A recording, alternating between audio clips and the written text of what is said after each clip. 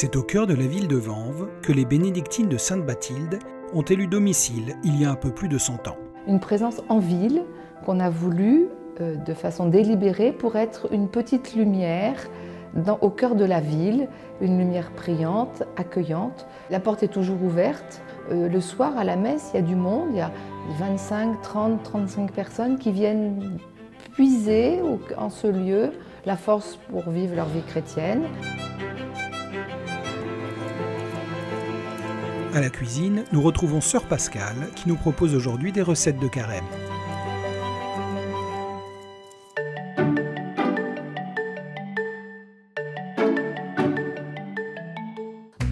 Bienvenue dans les cuisines du monastère de Sainte-Bathilde à Vanves. Je m'appelle Sœur Pascale. Aujourd'hui, je vous propose 3 recettes pendant ce temps de carême. Donc, en entrée, des betteraves avec un peu de pommes. Ensuite, on fera le plat de résistance, des pommes de terre au laurier, c'est un souvenir d'enfance. Et enfin, en dessert, un flan de pain. Nous allons commencer par le flan de pain, parce qu'il faut le faire tremper un certain temps, au moins 1 heure, avant de pouvoir le finir et le mettre au four. Donc, pour cela, il nous faut 200 g de pain rassis, 3/4 de litre de lait, 120 g de sucre vanillé, c'est pas indispensable mais ça donne du goût, des œufs, et là moi j'ai rajouté des raisins secs et de la noix de coco râpée qui est très jolie parce qu'elle vient de notre monastère de Tofo au Bénin. Première étape de notre recette, il faut faire tremper le pain dans le lait. Donc l'avantage de cette recette, c'est que ça utilise du pain rassis. Et manger du pain pendant le carême, c'est une très bonne chose. La cuisine de carême, il faut qu'elle soit surtout simple. À Pâques, on fera la fête. Alors, carême, c'est vraiment au niveau de... C'est l'attente de Pâques. Je m'appelle Pascale et c'est pas pour rien. C'est moi qui ai demandé de pouvoir recevoir le nom de Pascale pour que toute ma vie soit orientée vers la fête de Pâques. Ça a vraiment été pour moi mon désir. Et donc, le carême ici, avant le carême, on écrit chacune personnellement à notre prieur en lui disant comment on souhaite vivre ce carême au niveau de la vie fraternelle, au niveau de la prière, au niveau du jeûne. Justement, c'est le seul moment dans la règle où Saint Benoît nous parle d'agir selon notre volonté. Autant tout le reste de la règle, il nous dit la volonté propre, c'est quelque chose de pas bien du tout. Mais là, pour le carême, il nous dit chacun dira à son abbé de sa propre volonté comment il veut vivre ce carême. Voilà, maintenant donc j'ai mis le lait dans le pain et je commence à le malaxer de manière à ce que tout soit bien imbibé et que la croûte en particulier ramollisse. Et le carême, ça correspond en fait, là, l'Esprit Saint dans la prière, dans le jeûne, dans la vie fraternelle, va pénétrer et il va nous rendre moins durs. Et ce pain qui était rassis justement, eh bien, il va devenir une pâte neuve pour nous réjouir, Je vais rajouter maintenant qu'il est bien en morceaux, je rajoute les raisins secs pour qu'eux aussi puissent se gonfler au fur et à mesure. Et là aussi, on va le laisser se tremper comme ça, il faut du temps. Et dans notre vie aussi, il faut du temps. Et le carême, 40 jours, alors on ne va pas le laisser tremper 40 jours quand même, mais il nous faut du temps pour que la présence de Dieu nous pénètre. Voilà, maintenant il est bien mélangé.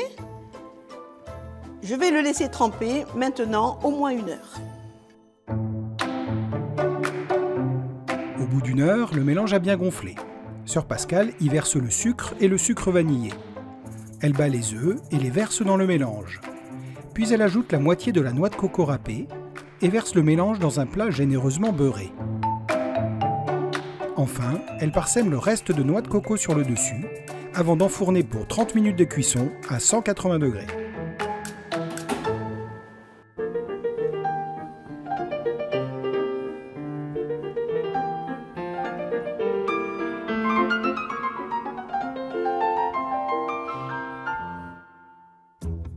Alors, deuxième recette de notre mission, les pommes de terre au laurier. C'est une recette de mon enfance, ou plutôt c'est un souvenir de mon enfance. Pour faire cette recette, il faut des pommes de terre, du laurier, un oignon, de la farine pour faire le roux et on peut, c'est pas indispensable, des lardons. Alors pourquoi j'ai choisi cette recette? Mais c'est un souvenir d'enfance. J'ai encore dans les yeux, dans le nez, ce plat de maman qu'on appelait à la maison, on l'appelait le rata. Et c'est des pommes de terre avec du laurier. Je pense qu'il y avait de l'oignon dans la recette de maman. C'est un souvenir heureux de mon enfance. Je devais avoir 8-9 ans quand j'ai commencé à dire que je voulais être religieuse. Comme en plus j'avais un sale caractère, mes sœurs disaient ah ben dis donc pour une future bonne sœur. Quand je l'ai dit à maman, je revois encore, c'était un dimanche soir, elle était en train de tourner la soupe. Et je lui ai dit que je voulais être religieuse. Et elle m'a répondu, eh bien il faut que tu pries beaucoup. Elle ne m'a pas dit, oh c'est qu'est-ce que je suis contente, ou alors tu y penseras, on verra plus tard. Non, elle m'a dit, eh bien il faut que tu pries beaucoup. Quand je pensais à la vie religieuse, c'était pour moi l'amour de Jésus. C'était vraiment donner ma vie à Jésus. Et c'est vrai que j'ai fait une expérience de prière devant le Saint-Sacrement en particulier. J'ai dû rester 1h30 ou 2 heures devant le Saint-Sacrement. Quand j'étais avant le concile, il y avait une communauté qui me plaisait quand j'étais petite. Parce qu'elles avaient dans leur costume un pompon violet dans leur costume. Et donc ce pompon, il me plaisait. Et puis il y a eu le concile, et elles ont changé d'habit, et il n'y a plus le pompon violet. Mais j'ai gardé ce désir de vie religieuse jusqu'à environ 14 ans, où là j'ai vraiment eu un doute au niveau de la foi qui a été violent, mais relativement court, et qui m'a fait prier encore plus. Et quelque temps après, maman nous a amenés, avec mes sœurs, à l'abbaye du Rivet. Et là, mon premier contact avec la vie monastique, ça a été vraiment un coup de foudre et je me suis dit, c'est là que je veux aller. À ce moment-là, je ne voulais plus faire d'études, bien entendu, puisque je voulais tout de suite rentrer au monastère. On m'a dit que ce n'était pas raisonnable. Et la mère abbesse du Rivet, à ce moment-là, m'avait dit, puisque je ne savais plus quoi faire, elle m'avait dit, écoutez, faites de la musique et de la comptabilité, ça peut toujours servir. Donc en fait, j'ai fait l'école supérieure de commerce de Bordeaux, mais en vue de rentrer au monastère. Les légumes étant épluchés, sœur Pascale va les faire cuire.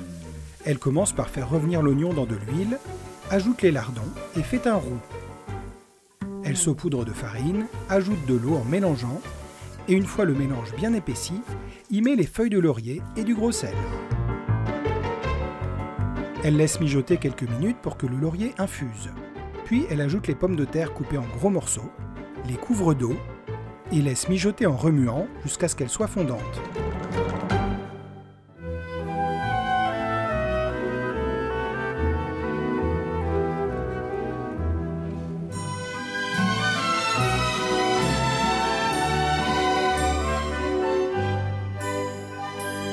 Troisième recette, une entrée aux couleurs de carême. Il nous faut des betteraves rouges, cuites déjà, une pomme, de la vinaigrette, auquel on ajoutera quelques gouttes de cette sauce que vous reconnaîtrez et qui donne aux betteraves un petit goût de noisette. Première étape, on coupe la pomme. Je suis rentrée dans la vie monastique il y a 45 ans, mais je suis responsable de la cuisine que depuis 6 mois. Mais on y travaille beaucoup. On a Anna Maria, qui est salariée, qui est portugaise, et Tetiana, qui est là chez nous depuis 3 ans, qui est une réfugiée ukrainienne, qui vit chez nous depuis 3 ans, et qui est une spécialiste de la pâtisserie. Mais attention, on est en carême, donc on n'en parle pas. Il y a plusieurs sœurs qui travaillent à la cuisine. En particulier, on a des sœurs vietnamiennes qui sont ici et elles nous font des spécialités vietnamiennes qu'on apprécie beaucoup. on coupe les betteraves tout simplement.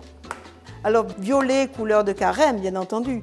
Saint Benoît commence sa règle en disant que notre vie monastique, c'est revenir par le labeur de l'obéissance à celui dont nous avait éloigné la lâcheté de la désobéissance. Et je pense que le carême, c'est aussi ce retour, et ça pour tous les chrétiens, ce retour vers le Seigneur. Et ce retour, il aboutit à Pâques. Et les pommes peuvent nous faire déjà pressentir la joie de Pâques. Donc ma vinaigrette, je l'ai faite avec de l'huile et du vinaigre, un peu de sel, et j'y rajoute quelques gouttes de cette sauce bien connue qui va donner un petit goût de noisette à ma vinaigrette. Voilà.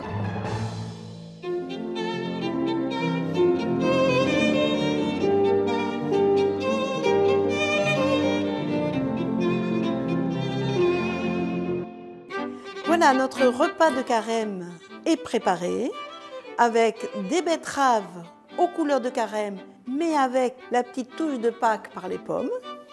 Les pommes de terre au laurier, mais attention, pas un vendredi à cause des lardons. Et le flan de pain. J'espère que vous tenterez ces recettes qui sont très simples, très sobres, très dans l'esprit du carême et en même temps pleine de goût. Et je vous souhaite une belle marche vers Pâques, ce chemin de carême qui va nous conduire à la joie de Pâques. Et Saint Benoît dit que nous devons vivre ce carême dans la joie du désir spirituel. Alors, bonne marche de carême.